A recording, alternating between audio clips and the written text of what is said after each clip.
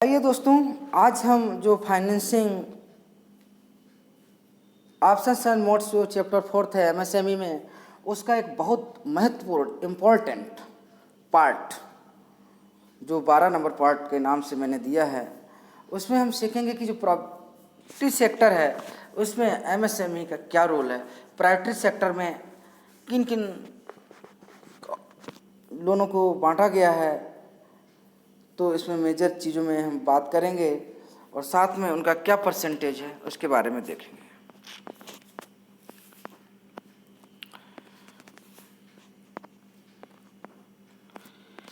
इसमें आपका सबसे पहले हम देखेंगे कि अगर आपकी बैंक डोमेस्टिक बैंक है, डोमेस्टिक कमर्शियल बैंक है, एक्सक्लूडिंग आरआरबी और स्मॉल फाइनेंस बैंक, आरआरबी और स्मॉल फाइनेंस बैंक को नहीं लेंगे, फॉरेन बैंक को इसमें ले लेंगे, बशर्ते कि उनकी जो ब्रांचेस हैं वो 20 से ज़्यादा ब्रांच हों। यानी अभी हम जो आपको बताने जा रहे हैं वो ये बताने जा रहे हैं कि जो प्रायोरिटी सेक्टर का जो पार्टीशन किया गया है, जो क्लासिफिकेशन किया गया है, उसके बारे में हम इस वीडियो में देखेंगे। तो इसमें क्या है कि जो डोमेस्टिक बैंक्स हैं और फॉरेन बैंक्स हैं जिनकी 20 से ज़्यादा ब्रांचें हैं, तो उनको टोटल प्रायोरिटी सेक्टर में का 40% ऑफ एएनबीसी या सीईओबी का करना पड़ेगा। ठीक है। अब एएनबीसी क्या होता है और सीईओबी क्या होता है? तो ANBC adjusted net bank credit, adjusted net bank credit का 40% या CEOB credit equivalent of bank balance sheet, credit equivalent of bank exposure, credit equivalent का जो एक्सपोजर है उस एक्सपोजर के बारे में हम देखेंगे कि इसका क्या एक्सपोजर है। ठीक है, ऑफ बैलेंस शीट एक्सपोजर। ठीक है, कहने का मतलब है कि जो टोटल प्रायोरिटी सेक्टर हम करेंगे 40% करेंगे, किसका? एएनबीसी का या COB credit equivalent of bank, credit equivalent bank exposure. इन दोनों में से जो ज़्यादा होगा, ऑफ बैलेंस शीट के जो आइटम्स हैं इन दोनों में से जो ज़्यादा होगा उसका 40% करना पड़ेगा। किनको?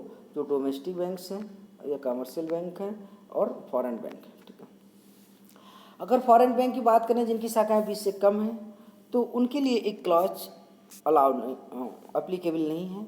उनके लिए उन्होंने कहा है कि वो 32%, 32% in the form of lending export, वो 32% वो क्या करें?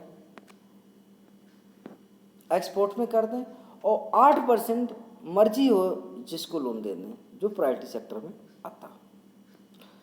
8% can be any other priority sector. इन्होंने कहा है कि एक्सपोर्ट में 32% कर दें जिनकी 20 से कम ब्रांचें हैं फॉरेन बैंकों की, और 32%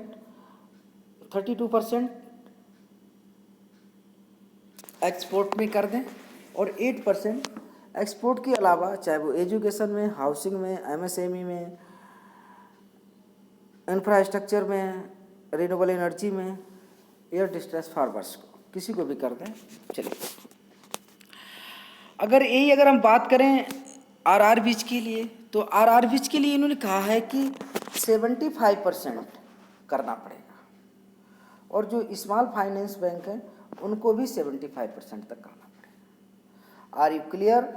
यानी यहाँ तक आप सारे लोग समझ में आ गया होगा आप लोगों के कि जो टोटल प्रायोरिटी सेक्टर टारगेट्स हैं, जो कमर्शियल बैंक्स हैं या जो फॉरेन बैंक्स हैं जिनकी 20 से ज़्यादा ब्रांचें हैं तो उनके लिए 40% करना पड़ेगा प्रायोरिटी सेक्टर में। टोटल एएनबीसी और सीओबी का विच एवर इज हायर, इन दोनों में से जो ज़्यादा है उसका 40% करना पड़ेगा। अगर आरआरबीज है तो 75% करना पड़ेगा। स्मॉल फाइनेंस बैंक है तो 75% करना पड़ेगा। अगर 20 ब्रांचें जिन फॉरेन बैंकों की कम हैं, जिन फॉरेन बैंकों की 20 से कम ब्रांचें हैं तो उनको 40% तो करना पड़ेगा, लेकिन उनके लिए ये एक्सेप्शन है कि वो 32% एक्सपोर्ट में कर दें और 8% किसी भी सेक्टर में कर दें। ठीक है, नेक्स्ट इनका जो सब क्लासिफिकेशन किया गया है उसमें देख लेते हैं। तो एग्रीकल्चर के लिए इन्होंने कहा कि 18% ANBC का या COB का 18% इनको करना पड़ेगा, कि जो 40% में से 18%, 40% जो डिसाइड किया गया है उसका 18% एग्रीकल्चर में जाएगा।